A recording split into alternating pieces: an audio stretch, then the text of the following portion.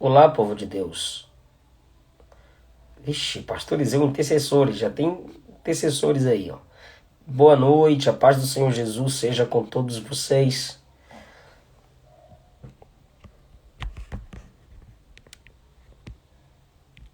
Tudo bom?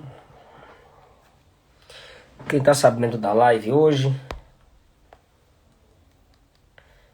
Quem estava aguardando? A Franciele está nos assistindo do Japão.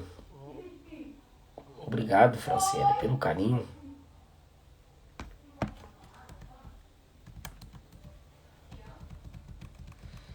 Cacá Costa, um abraço.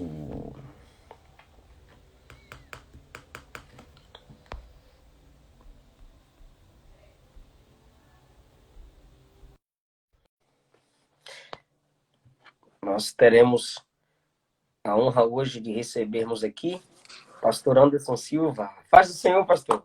Paz, irmãozão. Tudo bom? Quanto tempo, hein? Como é que você tá? Bem, graças a Deus. E a Graças a família? Deus. A família tá bem, a creche só crescendo. Você tá vendo, né? Que bênção. Você é nordestino igual eu? Eu sou de Maceió.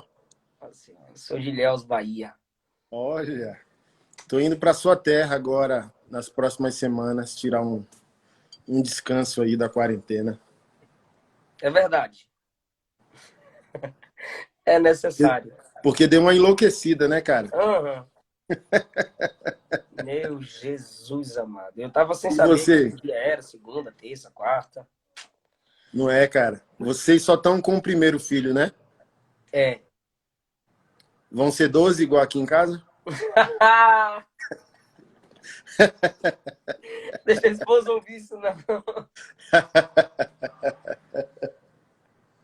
Pastor Ai, Anderson, se apresente para nós, onde o senhor amém, pastoreia aí em Brasília, tal, tá com um projeto aqui para Goiânia. Como Deus tem te amém, usado, viu?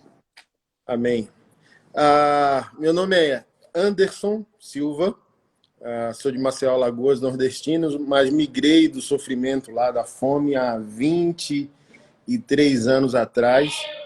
Conheci o Senhor em Brasília, o Senhor Jesus me chamou quando a gente estava aqui, e tem mais ou menos 22, 21 anos ali que eu me converti. Sou missionário de tribos urbanas há 15 anos, por isso a minha facilidade de transicionar com os temas, né? Então, eu já era um cara tribalista, né? Underground, sem Jesus. Quando eu me converti, a minha mente ela sempre foi dada ao conceito revolucionário da vida, né? Subversivo da vida, questionador da vida. Então, sempre fui de rua. E no início da minha jornada ali, fiquei mais ou menos uns 10 anos como missionário de tribos urbanas. Meu ministério começou como evangelista, né, de missões urbanas nas ruas, até que Deus abriu a madre intelectual ali para mostrar para mim o valor da igreja local. Olha, não adianta nada você estar salvando tantas pessoas e ser um saco furado. Não adianta você amar os de fora e não amar os de dentro. Aí eu É o falei, risco. eita. Aí é ali que o Senhor fez o upgrade, né? De me transicionar do missionário para pastor. E estou no pastorado aí há mais ou menos 10 anos. Igreja vivo Onde por ti. somos o pastor plantador, né? Desse ministério, Igreja Vivo por Ti, que começou em Brasília. Agora a gente está estendendo para Goiânia. A gente não gosta muito, né, de estender, porque já tem tantas igrejas, né? Então, quando a gente sente da parte de Deus no coração, que a gente tenta fazer essa plantação. Não sou muito de plantar igreja, né? Foquei um pouco no ministério itinerante, até que Deus me desanimou com isso e voltei a focar na igreja local e estamos aí dando fruto. E lideramos, né, mais ou menos 25 projetos sociais aqui, que é a minha veia, meu xodó, né? Então, para tudo a gente tem um pouco de amor, né? A gente trabalha com pastores em depressão, trabalha com mulheres vítimas de violência. Agora a gente está apoiando mulheres e crianças vítimas de abuso sexual cometido por líder religioso. A gente tem servido famílias, inúmeras famílias, né, nesse tempo de quarentena, através de medicamento, botijão de gás, cesta básica. A gente tem um trabalho, nosso trabalho social mais frutífero é um trabalho que a gente faz com as escolas públicas aqui de Brasília. Pastor Flávio, né, que é da nossa equipe, hoje ele lidera esse projeto. É um projeto sensacional, onde a gente cuida da estrutura da escola, dos professores, antes de cuidar dos alunos. Então, isso é o impactante, que as pessoas vão para a escola para cuidar do aluno, né? Então, a gente primeiro vai para a escola para fazer um trabalho de médio e longo prazo, cuida dos professores, restaura o sentimento vocacional deles, cuida da estrutura da escola, pinta, o grafita, né, que eles gostam muito. E, por último, a gente vai... Eles dão para nós os alunos, né? O nosso trato é que eles têm que dar os piores alunos para nós. Então, eu comecei esse projeto e hoje o pastor Flávio faz melhor que eu, né? A igreja dormiu nesse ponto, né, pastor? Através da reforma protestante, as escolas, os hospitais públicos, direitos humanos, o acesso ao conhecimento, eram tudo começando pelo investimento da igreja. Hoje, se o governo não fizer, a igreja silencia. Assim, ó, eu conversei recentemente com algumas pessoas ligadas ao governo, né? Governo federal vigente. E eu falei, olha, duas questões. Por isso que os antigos governos de esquerda, progressistas, que combateram tanto os nossos valores familiares, Sim. se você concorda, eles viraram um tipo de idolatria social. Cara, corromperam, desviaram, roubaram muito, mas essas classes minoritárias, o negro, o vegano, o gay, o trans, o cara sem dedo, tipo assim, onde há uma classe minoritária, eles idolatram a esquerda como paternidade social. E aqui a minha bronca com o conservadorismo e com a igreja. Olha, você pega o Pacto de Lausanne, você pega a história da igreja e você vai perceber que direitos humanos não é de esquerda. Uhum. Mas também eu não estou dizendo que é de direita. Mas foram estadistas cristãos que celebraram primariamente, ali no embrião, o conceito de direitos humanos. Você vai ali na própria Declaração Universal de Direitos Humanos e você não vê nada de esquerda. Você, pelo contrário, na Declaração Universal de Direitos Humanos, o direito à liberdade, à propriedade privada e por aí vai. Mas a igreja, pastorzão, eu acho que ela dormiu em berço esplêndido de que, com a unção e a gratidão das pessoas ao serem transformadas, se você concordar comigo, a igreja como instituição, tá? Agora eu não estou falando como corpo místico de Cristo, o poder redentivo, né? Mas como instituição, ela se tornou uma das mais poderosas do mundo. E sim, aqui que ela deveria ser o agente de cura. Na hora da honra, onde Deus nos prosperou, a gente esqueceu qual o motivo da igreja existir. Qual o motivo da igreja existir? O problema existe. A igreja só existe porque o problema existe. Apesar de todos os seus problemas, ela é a única representação legal de Deus na Terra. E eu acho que em muitas áreas a igreja falha. Porque a igreja, como organização, ela tem que dar mais vida ao organismo. Ela tem que fazer essa ponte.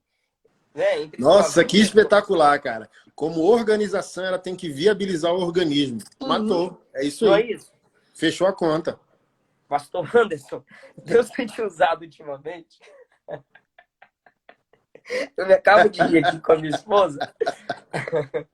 E através da sua vida, através de suas pregações, através do seu ministério, e aqueles que têm seguido o seu ministério, como também o seu exemplo, tem percebido um resgate de hombridade. A guisa de introdução, eu até convidei algumas pessoas do Facebook para cá, eu tenho tido um pouco de trabalho com o público do Facebook, então eu vi que você também. Em que sentido eu estou falando? A gente colocou o título lá e o senhor colocou maçonaria, né? E Uhum. muitas pessoas questionam e ligam a gente à maçonaria e tal, tal. Eu explico, gente, maçonaria, fábrica de macho, tem um prefixo ria, tal, tal. Fala para nós como nasceu esse projeto maçonaria. Foi Deus que te incomodou ou simplesmente o senhor percebeu a necessidade de tratar isso nos homens brasileiros? Porque nem sempre Deus precisa mandar a gente fazer. Tem coisa que é espiritualizar demais. Ah, eu fiz porque Deus mandou eu fazer. Não, eu já fui formado em a imagem e semelhança de Deus. Então, isso me incomoda. Eu não preciso orar para Deus me tocar para eu fazer isso aqui. Eu fiz porque eu quis fazer, porque eu senti, porque me incomodou. Ou o próprio Deus, como o senhor usou a expressão na estante, me animou, né? Te desanimou para uma coisa e te anima para outra. Como nasceu essa fábrica de macho, de masculinidade, de hombridade? Eu acho que tudo aquilo que eu faço hoje nasceu comigo no meu novo nascimento.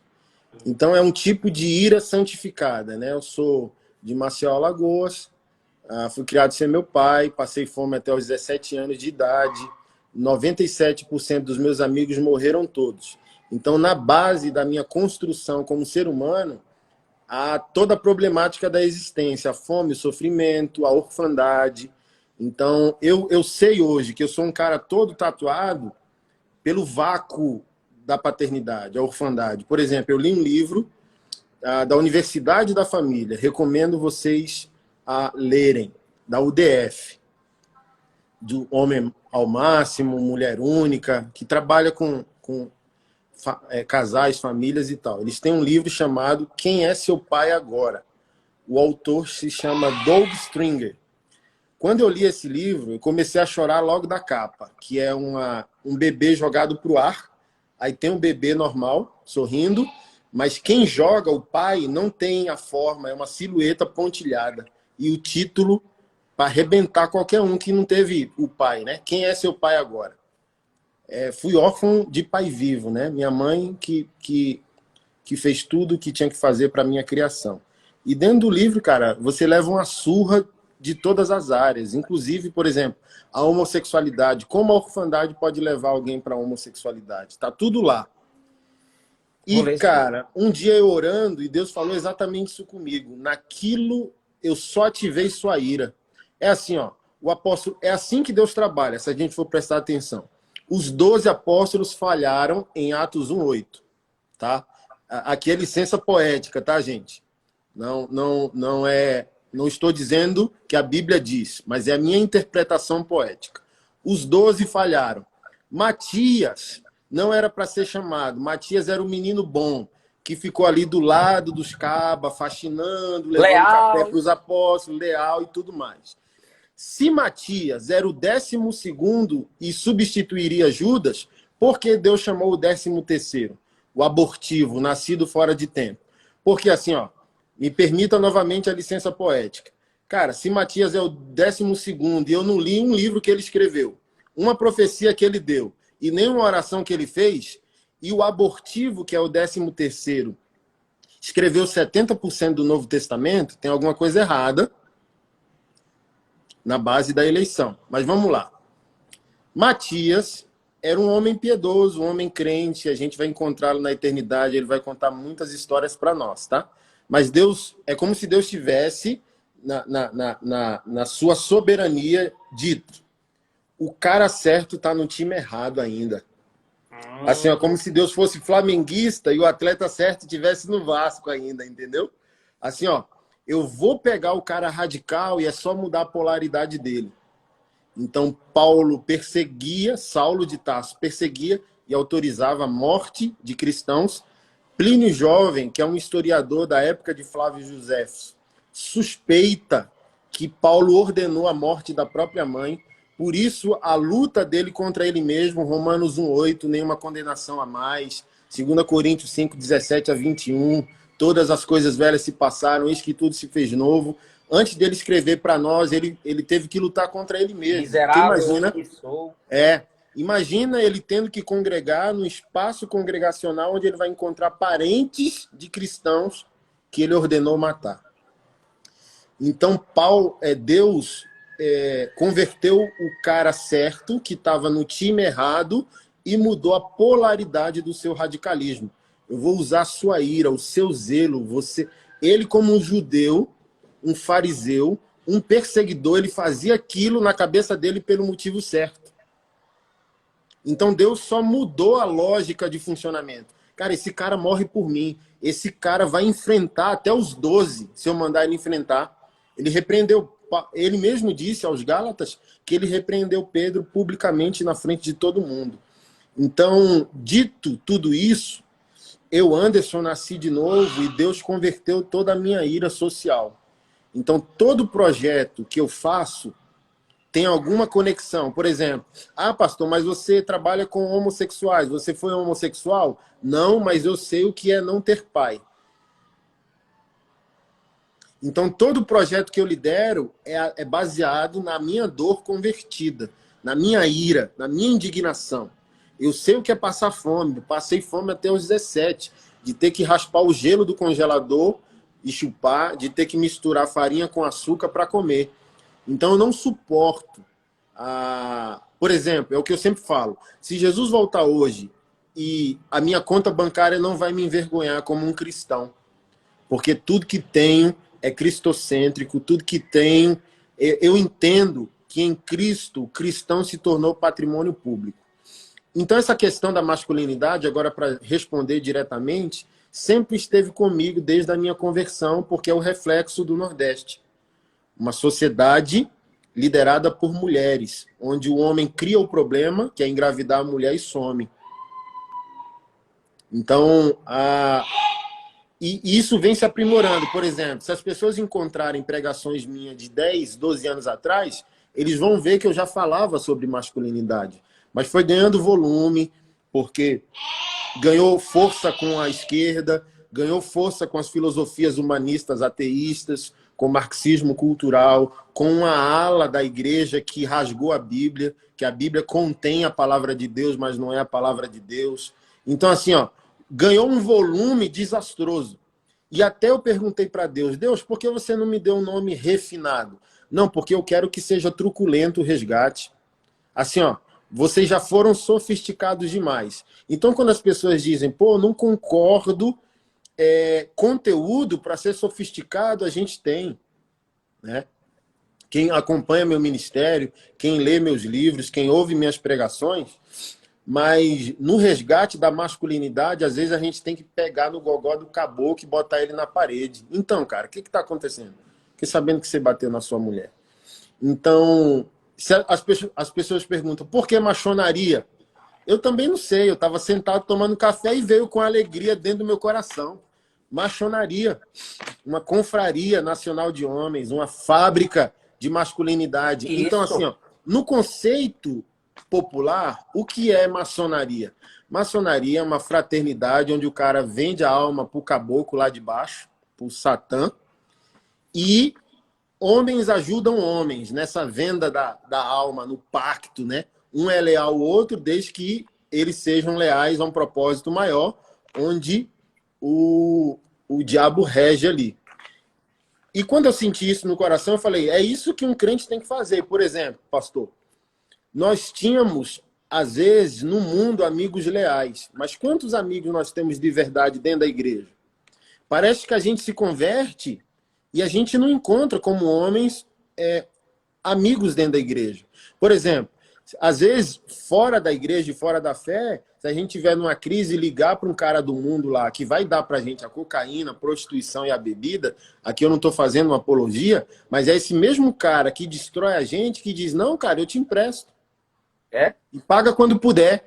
E às vezes a gente vem para a igreja e é uma dureza encontrar um amigo. Então, o conceito de maçonaria é uma forma hilária de falar de algo pesado. Olha, a gente precisa, como homens de Deus, ser fraternal um com o outro, ajudar um ao outro e crescer, e o nosso pacto não é com o diabo, o nosso pacto é com Deus. Ninguém aqui vai vender a alma, todos nós vamos render o espírito nas mãos do nosso Senhor.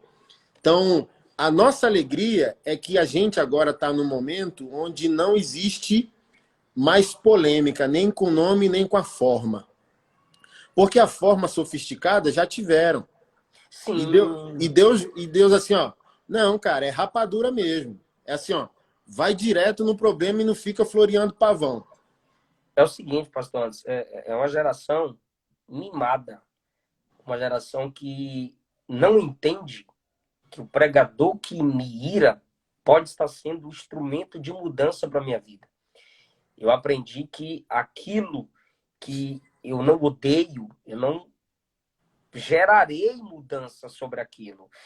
Quando eu vejo o seu perfil, que se encaixa também muito com o meu perfil, o meu modo de se expressar, ser direto, não ficar rodeando nas escrituras sagradas, apresentá-la como ela é, eu acho que se a Bíblia é espada, ela tem que ferir. Se ela é fogo, ela tem que queimar. Se ela é martelo, ela tem que quebrar. Então, como que eu prego uma mensagem que não incomoda e que me ouve? E mais, pastor, o que está me incomodando é o seu jeito. Deus não anula a minha personalidade para me usar. Ele se vale dela. Ele se vale dela. Todo mundo queria um sacerdote como aqueles que estavam no tempo de João Batista. João Batista é filho de sacerdote. Tanto o Sim, pai quanto a mãe dele vieram da tribo de Levi. Então, o que João Batista deveria ser? Sumo sacerdote. Mas Deus pega o perfil daquele camarada com a postura que ele tem. E onde é que ele vai? Está no deserto, uma mensagem dura, compara as pessoas com víboras, mas mesmo assim há um sacerdócio ali. Como? O sacerdote, ele servia diante da água. Ali tem a água do sacerdote, João Batista. Tinha as águas para o sacerdote se lavar. O sacerdote se vestia de modo diferente. João tem as vestes diferentes. O sacerdote comia diferente. João se alimenta do que é diferente. Deus se vale daquele homem firme, daquele homem com a mensagem dura, mas é quem abre o caminho para a chegada do Messias no coração das pessoas. Então, que o Senhor continue, que Deus continue te usando nesse projeto. Esses dias eu estava meditando Eclesiastes, e Eclesiastes, ele não se explica no início, Salomão não explica no início, mas ele explica o livro no final. Ele diz no versículo 10, eu procurei achar palavras agradáveis, mas eu só consegui escrever retidão e palavras de verdade. eita, Ele diz no versículo 11, as palavras de quem é sábio é como aguilhão. O aguilhão é o instrumento para trazer o rebanho para o caminho correto. Pode até, como Saulo fazia, dar os coices, mas o instrumento para feri-lo estava lá. Então, às vezes, o nosso modo de falar, de expressar e de expor algumas verdades incomoda algumas pessoas. Mas está dizendo que a verdade é como aguilhão e como prego. Prego bem fixado. Ou seja, tem que ter o barulho, tem que ter a insistência para se ter firmeza. Então, como disse Paulo, nós não vamos deixar de falar. Incomoda, mas vai trazer essa molecada para o caminho da hombridade, que, pelo é, amor de Deus, tá demais. Eu ando assustado com a falta de hombridade, macheza e masculinidade. Eu fiz um. Eu anotei algumas coisas hoje para você explanar mais para nós. O mundo precisa de homens de verdade nessa época em que vivemos, que é generalizada, a decadência é generalizada, a inversão de valores, as essências, tudo destruído, e a gente precisa de um resgate da hombridade, ou seja, homens que tomam decisões, homens que conhecem o seu valor. E esse resgate precisa ser urgente. Por isso que eu tenho dado vazão a esse tipo de leitura nas escrituras sagradas, que resgate a macheza. Por que eu estou usando a expressão aqui, macho, macheza? Porque alguém comentou debaixo do nosso banner, não existe a palavra macho para homem na Bíblia. Macho é para animal. Aí eu fiquei assim, não, eu não estou lendo isso, eu apaguei. Aí eu fui no Facebook, compartilhei. Não existe a palavra macho para homem na Bíblia. como assim? Macho é para animal. Aí, amigo, permita-me ler para esse povo Gênesis. Vamos para a origem, porque esse povo está se deixando levar não sei pelo quê. Gênesis, capítulo 1, diz a Bíblia que o Senhor fez versículo 26, o homem, à sua imagem, à semelhança. 27, criou Deus o homem à sua imagem, a imagem de Deus o criou, macho e fêmea os criou. Por que eu estou em Gênesis? Porque eles dizem que a Bíblia usa macho é para bicho. Eu estou em Gênesis 1 e não se usa a expressão macho para bicho em Gênesis 1. Se usa a expressão macho para homem. Aí a gente vai para Gênesis 5, já que eles dizem que chamar o homem de macho é um desrespeito, é fazer o homem descer o nível. A gente vai para Gênesis 5, quando Moisés diz, macho e fêmea os criou, os abençoou. Ou seja, versículo 1 diz que o homem foi feito à semelhança de Deus, e no 2 diz, macho e fêmea os criou. Então não é uma ofensa só ao homem, deveria ser uma blasfêmia a Deus, porque essa macheza com a qual o homem é criado veio da semelhança no projeto de Deus para que o homem possa representá-lo. Só no capítulo 6 é que o Senhor diz assim, macho e fêmea colocarás dentro da arca, se referindo aos animais. Então, para vocês que têm esse tipo de pensamento, fora a expressão que Jesus usou em Mateus 19, macho e fêmea os criou. Antes dos animais serem chamados machos, Deus chamou o homem de macho. E no capítulo 5, de novo. Só um adendo interessante. Se a gente for no texto original, a definição vai ser a mesma quando a Bíblia usa varão e varoa. Varão. Macho e fêmea. Varoa, sim. Mas qual é o problema dos progressistas, pastorzão? No Brasil, por exemplo, está em moda a teologia negra, teologia queer, que é a teologia de ideologia de gênero, a teologia feminista. Então, essa galera toda, que se torna até... ai, meu Deus! Relativista com as Sagradas Escrituras, estão considerando o Éden mítico. Porque é claro, olha, se o Éden é real, existe, como Abraham Kuyper dizia, criação, queda, redenção, consumação. Se o Éden é mítico, não há criação. Se não há criação, não há ordem criada, não há mente sábia, soberana governando. Se não há queda, não há redenção. Se não há redenção, não há do que se arrepender, porque não existe pecado. Então, assim, ó, generalizou por quê? Porque está proibido usar a palavra pecado. Ah, o irmão cometeu um erro. Deslize. Tá tenso, irmão. Tá tenso. O negócio não tá brincadeira, não. É esse tipo de gente que o nosso ministério incomoda, pastor Anderson. Só que é o seguinte, o sacerdócio, culturalmente, o senhor me deu uma palhinha, culturalmente, socialmente, onde foi parar a valorização do sacerdócio do homem? A sociedade, meu amigo, começou a dar errado quando a psicologia moderna falou que pai é amigo de filho e a gente tem que descer até o olho dele para ele não se sentir desrespeitado.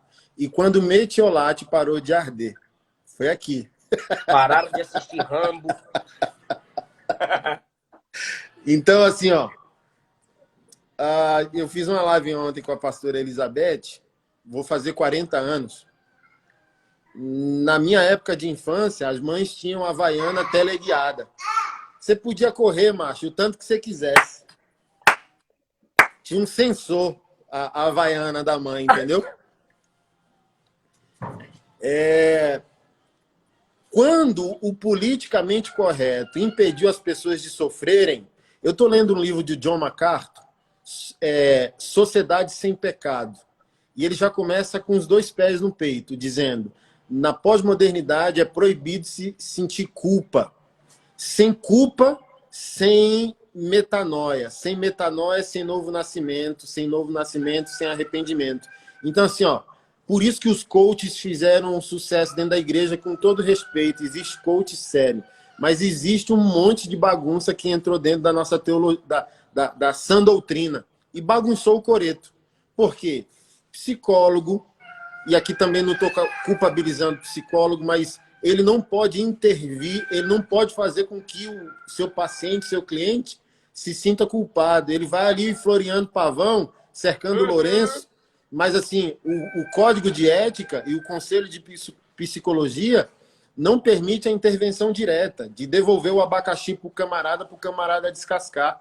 Aí vem a teologia coach, a teologia do bem-estar, a teologia da terapia, que são substitutos da teologia da prosperidade. Ou seja, rapaz, não sinta culpa não que você tem 3 amantes. E na minha época, irmão, eu peguei o fizinho da rabeira. Quando o crente pecava, ele tinha medo era de morrer, moço, quando ele entrasse na congregação domingo. Sim. Entendeu? Quando era dia de ceia, era um sofrimento danado do caboclo. Hoje não, hoje fala assim, ó, não, pode ser a mesa é lugar de cura. E um aspecto importante, quando você pergunta onde se tornou disfuncional o sacerdócio, quando essa teologia terapêutica, teologia da pós-modernidade, negou a ofensa. E a ofensa é a cruz e o fato de que o Cristo é leão e cordeiro. E mesmo sendo cordeiro, o Apocalipse diz que existe a ira do cordeiro. Então não é porque é cordeiro que é um ursinho carinhoso. Então, assim, ó, reduzimos nossa teologia. E aquela música que chama o cordeiro para dançar, para sentar no colinho dele? Aí você me irrita de graça, macho. Porque, olha só, vamos lá.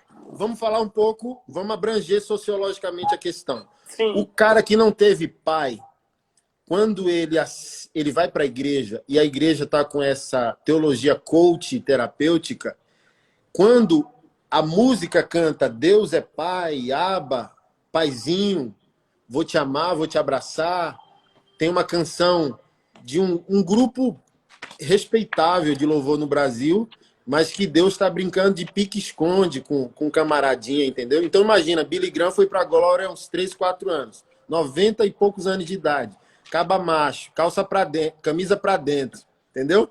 Quer ver que o cabo é macho? Calça para dentro. Aí Billy Graham chega na eternidade, camarada, e Jesus está escondido atrás do parquinho. Cadê papai? Entendeu? Gugu Dadá. Gente, olha só. Quando eu falo isso, os caras se irritam. Moço, se hoje eu tivesse uma visão aberta de Jesus, a última coisa que eu queria fazer era sentar no colo dele, irmão. Macho. Homem. Cara, homem, o cara chegar no quer céu, ter uma reunião. Jesus, eu quero sentar no seu colo. No meu não, macho. Não. Cara, eu quero, como homem, ter uma reunião com Jesus. Jesus, o que você quer que eu faça? Como você quer me usar? Então, eu não vou. É aquilo que eu falei para você no privado. Gente, tá tudo tão bagunçado que nós estamos cantando uma intimidade com Deus que nem as Sagradas Escrituras permitem.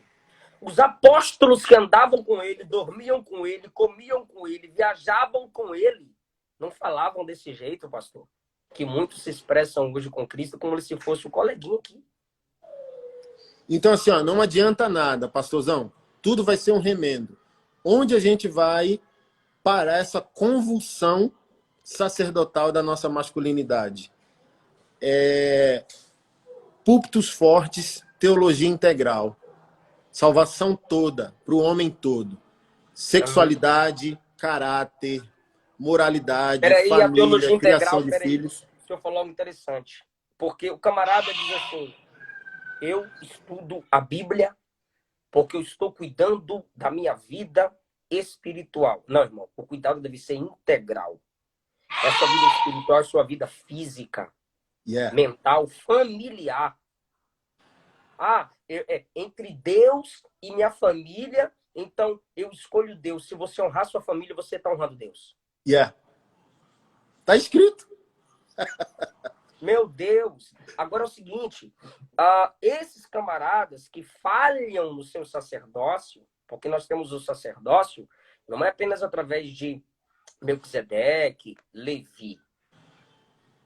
Nós temos o sacerdócio desde o Gênesis. Adão é o sacerdote ali. E na hora de Adão falar, ele se cala. Então não é errado a mulher liderar. Errado é o homem não liderar ou a mulher liderar sem o homem. Porque Deus a criou a sua imagem e semelhança também, não é isso, pastor Anderson? Uhum. Para aquela que está junto com ele na liderança. Mas Adão se calou na hora de falar. E quando ele falou na hora de calar, olha o que ele disse. Porque Gênesis 5 diz assim, no dia em que foram criados, Deus o chamou pelo nome de Adão. Uma identidade, um nome para os dois. Mas quando ele fala, após pecado, ele diz, seu nome é Eva, ou seja, seu nome agora é diferente do meu. Eita! É clara a separação. Ele gera a separação ali, a diferenciação. Já tinha se separado de Deus, se separado da natureza, porque a natureza caiu, agora se separa da própria Eva. Então, Gênesis 5 é um nome só para os dois. Quando ele fala na hora errada, você é Eva, eu sou Adão. Mas na hora que ele teve que falar, ele tinha que falar. Cala a boca, serpente Eva. A gente não conversa esse tipo de assunto, a nossa sabedoria não vem daqui. Ali ele deveria abrir a boca. Quando os homens não falam, pastor Anderson, o sacerdócio está falido. Aí, continua. Não é lindo isso? Continua o sacerdócio pela graça. Vem Caim, vem Abel. Aí o sacerdócio de Caim é guardar a ira, invejar o próprio irmão na hora do culto e mata o irmão no campo. Meu Deus, isso é forte. Caim chamou Abel ao campo e ali o matou. Sacerdócio assassinos. Eita. Abel morre, mas Deus ainda continua com o projeto do sacerdócio. Vem Enos, que invoca o nome do Senhor. Mais um sacerdote. Aí vem Noé, dele Deus separa 100. De 100 Deus levanta Abraão. E onde Abraão chegava, o que ele fazia? Levantava altar. Depois vem Isaac, levantando o altar. Depois vem Jacó, levantando o memorial e levantando o altar. Todos esses homens representavam o sacerdócio de Deus na terra. Eles eram representantes de Deus onde eles chegassem. Pastor, aí se a gente esquecer os patriarcas, esses primeiros sacerdotes, e começar a basear o nosso ministério nesses meninos. Pastor, esses dias eu postei assim, a Bíblia não é apenas o livro de Deus, é o Deus dos livros. Eita. É soberano sobre todo conhecimento e sabedoria. Ah, pastor. Aí veio um e comentou bem assim. Ele tem cachorrinho na carinha, na foto dele do Instagram, é cachorrinho. Aí ele comentou assim, errou, querido. Deus é a própria Bíblia. Eu não vou nem falar de quem que o cara é discípulo, viu?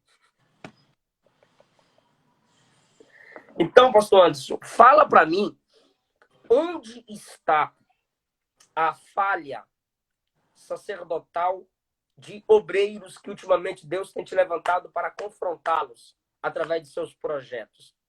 Esses homens não têm honrado o sacerdócio que Deus lhes confiou com a verdade. E o que eles fazem? Usam a teologia para se esconder, para se disfarçar. E os próprios dons, né? Assim, é muito triste para mim, as pessoas acham que existe glamour, as pessoas acham que eu estou fazendo isso para me envaidecer, para minha própria glória e por aí vai. E eu sempre falo o seguinte, gente, para toda oração há uma resposta. É engraçado as pessoas, né? As pessoas clamam a Deus para Deus dar uma solução. Quando Deus dá uma solução, ele dá o remédio certo para a enfermidade certa. Mas quando você ora a Deus pedindo a Deus medicina, você não pode escolher que tipo de remédio você quer tomar. Então, um pastor me ligou para me esculhambar, dizendo, olha, o que você está fazendo é certo, a maneira é errada. Aí eu falei bem assim, tá, vamos raciocinar. Se eu concordo com você, não é que eu discorde. Porque ele falou bem assim, olha, eu acho que você já perdeu o espírito, você está endemoniado e o diabo está te usando. Eu falei, ok, eu não vou discordar de você. Agora vamos só pensar. Deus deu cérebro para a gente pensar. Se todo pastor fez igual até agora e ainda existe esse tipo de sujeira no lugar que não deveria existir, que era a igreja, que tal suspeitar que você pode estar lutando contra Deus, afirmando que não é Deus me usando? Falei, só pense. Se todo mundo fez igual e um maluco com a cara tatuada ousou quebrar o protocolo para fazer diferente, dar nome aos bois, ter coragem para enfrentar o problema na raiz, e, como eu estou dizendo, não há glamour, isso dói os ossos, é doloroso encontrar que o lugar de vida está cheio de morte. Então, qual é o meu consolo? Meu consolo é ir para os profetas e ouvir dos profetas Deus dizendo, olha, Israel, eu vou levantar a tua saia até a tua face e as nações verão as tuas vergonhas. Ah, pastor Anderson, quando você faz esse tipo de confronto, você expõe a igreja. Não, gente, quem expôs a igreja foi quem pecou. Ah, mas se o cara confessar esse pecado, ele vai destruir a família. Não, a família já está destruída no dia que ele decidiu pecar. Então, o que eu vejo, respondendo diretamente à pergunta, se formou uma rede invisível de validação, de patrocínio. Aí a gente coloca aqui crimes sexuais, imoralidade sexual, o flerte, o cara paquerador que não comete a imoralidade em si, né? Vamos dizer, um adultério. Ele não comete um crime sexual, mas ele gosta de flertar. Ele gosta ali de seguir um perfil perigoso, de uma mulher sensual, entendeu? E tem a pedofilia, por exemplo. Então, o que acontece? Qual a minha análise social e espiritual da igreja? Quem comete perdeu a coragem teológica e espiritual de fazer o confronto. Por exemplo, um pastor está praticando imoralidade sexual. Ele está pecando contra o casamento dele. Ele soube que na igreja dele um cara cometeu um crime sexual. Automaticamente, ele vai praticar o protecionismo da instituição, mas ele também não tem coragem para fazer o confronto se, por exemplo, ele já foi perdoado por aquela igreja, aqueles discípulos de imoralidade sexual. O pastor já traiu 3 vezes a esposa dele. A igreja perdoou, ele voltou para o altar, voltou para o púlpito. Quando acontece esse tipo de problema, esse mesmo pastor que viveu a imoralidade não tem a coragem espiritual, moral e teológica de fazer o enfrentamento. Então fica uma rede invisível de validação. Quem é pedófilo não confronta quem é adúltero, quem é adúltero não confronta quem consome pornô, quem consome pornô não enfrenta quem comete imoralidade sexual. É uma teia. Invisível que ninguém vai reconhecer, mas está aí. Que não é também um privilégio nosso, tá? Eu só me ofendo porque a igreja é lugar de vida. Essa é a minha ofensa. Gente, a igreja só existe porque o problema existe. Uma coisa é o homem ímpio pecar, outra coisa é o crente comum, se eu posso usar essa palavra, pecar. Outra coisa é o sacerdote pecar. Para mim é inadmissível. Assim, ó, eu preguei isso na minha igreja há 2 domingos. Eu, pastor Anderson, nunca pecarei. Pastor Anderson. Assim, ó, no dia que o pastor Anderson decidir pecar, eu já desvinculo sacerdócio e humanidade. E o homem Anderson Silva vai falar para a igreja. 2018, pastorzão, eu preguei em 25 países. Como que eu posso cometer um crime, um abuso ou uma imoralidade e negar a vocês saber desse fato? Se eu rodei o mundo abrindo as Sagradas Escrituras dizendo o que é evangelho, o que é a igreja, o que é o sacerdócio. Então, eu não tenho estrutura para mentir. Eu não tenho estrutura espiritual para não ter caráter. Eu não sei negar. Se eu sentar com você e você começar a puxar o Lourenço, a conversa, a língua vai ser solta. Eu não sei mentir. Por exemplo, Se eu tratar mal a minha esposa num domingo pela manhã, eu já me sinto mal de subir no púlpito domingo à noite. Imagina, cara, manter um caso extraconjugal. Eu não Isso é sei fazer vida. isso. Eu Pastor, não os sei caras fazer perderam isso. a vida, a consciência não. Eu não sei fazer isso. Então, eu falei para a igreja, gente, como pastor, eu afirmo para você, eu nunca pecarei. Eu nunca estarei aqui no altar mantendo uma situação fora dele que a Bíblia não autoriza. Por quê? Porque Paulo a Tito e Paulo a Timóteo diz: ao mesmo episcopado, o presbitério é uma boa obra. Necessário, porém, que ele seja. 2 pontos. A primeira palavra, depois desses 2 pontos, é que ele seja irrepreensível. E o que é isso? Ah, você é o santão, não tem pecado? Macro, não. Nenhum pastor, nenhum líder espiritual pode administrar pecados macros. Ele vai administrar pecados micros, que são os pecados subjetivos, o orgulho, a altivez, a arrogância, a falta de humildade, tratou mal uma pessoa, xingou no trânsito. Aí, esses micros, ele vai ser santificado, ele vai se tornar uma pessoa melhor. O macro, não. Na minha leitura bíblica, gente, não tem nem a menor possibilidade de reabilitar um pastor imoral ou abusador, que a lei vai determinar um crime, para o ministério. Ele pode ser cristão? Pode. Ele pode ser salvo? Pode, se ele se arrepender para a vida eterna e demonstrar aqueles frutos. Mas se ele cometer um ato desse como pastor, gente, só se a gente rasgar as escrituras e seguir o tarô, porque caminho bíblico para recuperar um pastor abusador para o ministério eu não tenho. É um Porque, por abusador exemplo, que se tornou um pastor. porque olha só, para encerrar, palavras de Jesus. Isso é tão triste para mim, pastorzão, porque se criou uma teologia validadora. Eu não sei se no seu ciclo de amizade você já viu isso, de que quando Jesus fala dos escândalos, os pastores que administram, na minha leitura, quem fala isso, administra uma situação que a Bíblia não autoriza, ou protege alguém que está nessa situação. Muitos, eu estou vendo muitos, e aqui eu não vou citar nome, para não escandalizar.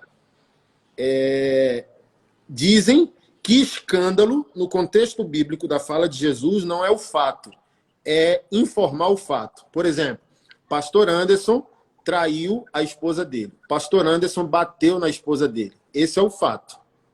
Esses pastores criaram a teologia de domínio sobre o rebanho precioso de Jesus, de que, olha, o fato é pecado, mas mais pecado que o fato é comentar o fato. Olha, pastorzão, liga lá ou confronta o pastor Anderson, porque eu fiquei sabendo que ele bateu na esposa dele. Ei, você está escandalizando o corpo de Cristo. Olha que loucura que os caras fizeram. Eles criaram uma teologia protecionista. Escândalo é a informação do fato e não o fato em si. Gente, então olha só, o que está acontecendo com os pastores? Covardia moral, desvio bíblico e teológico e administração de situações ocultas que a Bíblia não autoriza. Sim, sim.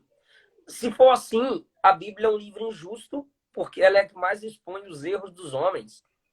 É que mais expõe a capacidade caída que a natureza humana tem de ofender Deus. Está exposto aqui. Aqui é mais uma palavra contra aqueles que dizem a Bíblia é um livro de homens. Sério? Eles se dedicariam a registrar aqui as podridões da vida deles? Agora, interessante. Esses camaradas que estudam a teologia e se escondem através dela ou inventam uma falsa teologia, como já foi bem dito aqui pela sua pessoa. Eu acho interessante é que o homem, existem homens, pastor Anderson, que sem teologia, e eu digo a teologia sistemática, organizadinha, facilitada, aquela teologia que a gente gosta de estudar e extrair lições rápidas, teontologia, pneumatologia, martiologia, aí vai. Então tem ímpio, homem, sem a teologia sistemática, que pratica a hombridade, o cuidado com a família, o cuidado com seus filhos, de forma justa, só pela lei da consciência. Yeah. é alguém sem lei externa, cumprindo a lei interna, a Yeah. consciência. Ou seja, ele não mata o instinto natural do macho, que é prover, proteger e ser aquilo que Deus o chamou para ser. Aquela criança que você postou, que enfrentou o cachorro para defender a irmã, ele não precisou de teologia. Ele não leu na Bíblia que o macho protege. E essa é a minha ofensa, pastorzão. Desculpa te interromper. Nós temos o Cristo vivo, irmão. O Cristo ressurreto. É. O Espírito dele habita em nós. Ele nos deu a sua santa palavra.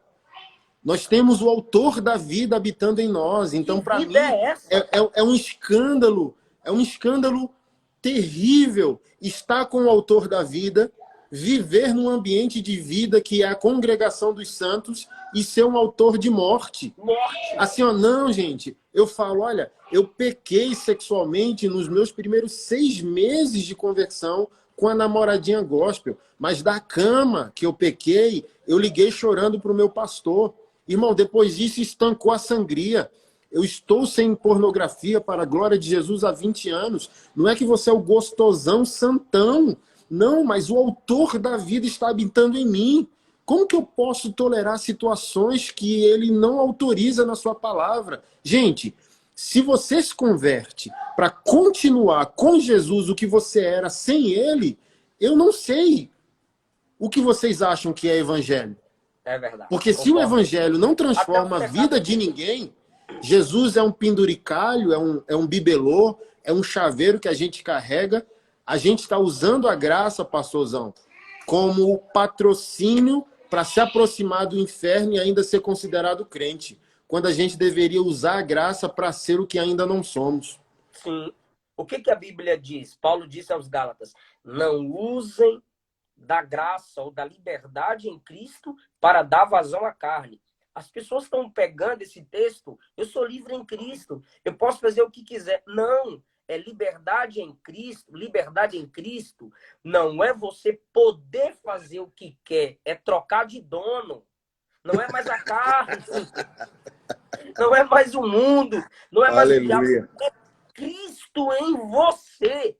Yeah. O que Paulo disse? Que na prostituição, na imoralidade sexual, aos homens que estão nos assistindo e às mulheres também, na imoralidade sexual, Paulo disse: pegaria eu os membros de Cristo para colocar numa cama com uma prostituta? Paulo está dizendo que quando um homem cai e comete imoralidade sexual, ele está dizendo para o mundo espiritual: Cristo é prostituto.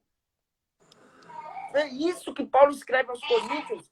Você está pegando os membros de Cristo porque seu corpo é de Cristo e você se deitou com a prostituta. Aí Paulo diz: isso é blasfêmia. Você está dizendo, pregando para o mundo espiritual que Cristo é adúltero, Cristo é prostituto. É aí que o Senhor disse com muita autoridade, pastor Anderson: não herdarão o reino de Deus. Se não herda o reino, eu não estou falando de salvação, estou falando de reino. Se não é do reino, se não tem chance para o reino, na imoralidade sexual, no adultério, no estupro, por que vai ter chance no meu altar, no meu microfone? Pensa 2 vezes, meu irmão. Agora o cara usa a teologia para ocultar sua falta de caráter. Mas espera aí. Se ele usa a teologia para ocultar sua falta de caráter, é porque dela ele tem conhecimento. Então, se eu tenho conhecimento da teologia e uso a teologia para disfarçar minha falta de caráter, então, declaradamente, eu sou um instrumento de Satanás ou um protótipo dele. Por quê? Eita. Porque o diabo sempre usou a teologia para disfarçar. Em Mateus 4, Lucas 4, ele usou a teologia para disfarçar seu desejo de ser o Deus que ele ainda não era. Ele veio colocando versículos para tentar Jesus. E em uma das tentações é: me adore, se prostre. Ou seja, há um desejo antigo aqui que é: eu quero ser Deus. Mas primeiro eu vou colocar os versículos aqui para você não perceber de vez que eu quero ser Deus. Então usa a teologia para disfarçar aquele desejo de ser o Deus que ele nunca foi e nunca será. Atos 16. Os demônios diziam sobre Paulo e Silas: esses homens que nos anunciam o evangelho são servos do Deus Altíssimo. Isso não é mentira. Isso é verdade. mas era só para disfarçar. Não nos incomode, Paulo. Nos deixa aqui escravizando essa mulher, usando a teologia. Fala a verdade, mas uma verdade que não gera nenhum efeito neles. Eita. Porque o diabo prega a verdade, o diabo prega a verdade, ele pode usar as escrituras, que é a verdade, mas essa verdade que ele prega não muda ele. Eita. Então, o que John Stott disse? Leia a Bíblia com jornal. E eu digo, leia a Bíblia com jornal, mas depois que você lê a Bíblia, se olhe no espelho. Pastor Anderson, me incomoda, te incomoda. Eu sinto a dor dos homens sérios de Deus nessa geração. O cara diz assim, eu já li a Bíblia de capa a capa, mas isso não quer dizer que ela tem que ser uma capa para ocultar seus pecados. Eita, Jesus! Tiago chama a Bíblia de espelho. Então, se eu leio a Bíblia e não vejo a Bíblia como espelho, eu preciso me olhar no espelho antes de ler essa palavra. Então, homem... Pastorzão, eu acho que vai fala. cair a nossa live, que já vai dar 1 hora. Encerra essa e salva ela no seu feed para a gente subir pro YouTube e reinicia outra. Tá. Senão a gente perde esse conteúdo.